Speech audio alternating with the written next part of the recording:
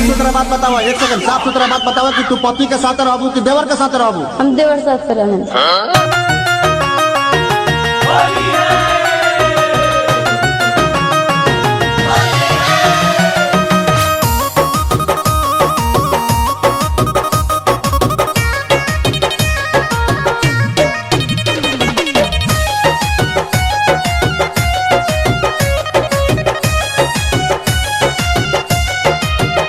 फौजी बारू रंगदार देवरे से रोज गातवावे।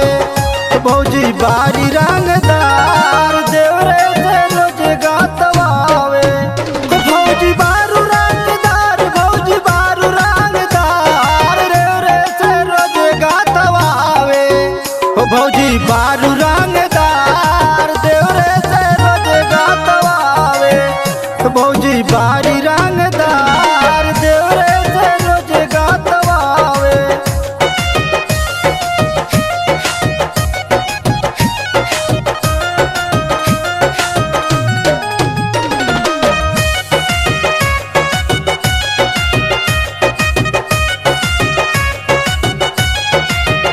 फौजी छोड़ के बतार, फौजी छोड़ के बतार देवरे से कर तारू प्यार हो। फौजी छोड़ के बतार, फौजी छोड़ के बतार देवरे से कर तारू प्यार हो। फौजी छोड़ के बतार देवरे से कर तारू प्यार हो। फौजी बारू रंगदार, फौजी बारू रंगदार देवरे से रोज गातवावे।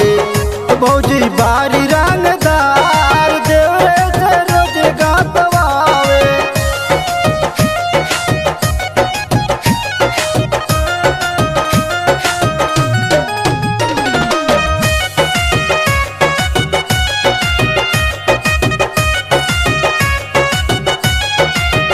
भौजी करी के सिंगार, भौजी करी के सिंगार अंगना में खेल तारी होली।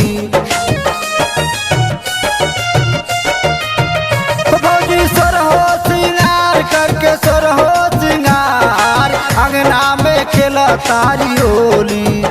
भौजी करी के सिंगार देवरा से खेल तारी होली। भौजी करी के सिंगार देवरा से खेल तारी होली। भौजी बारू रंगदार, भौजी बारू रंगदार देवरे से रोज गातवावे। भौजी बारी रंगदार देवरे से रोज गातवावे।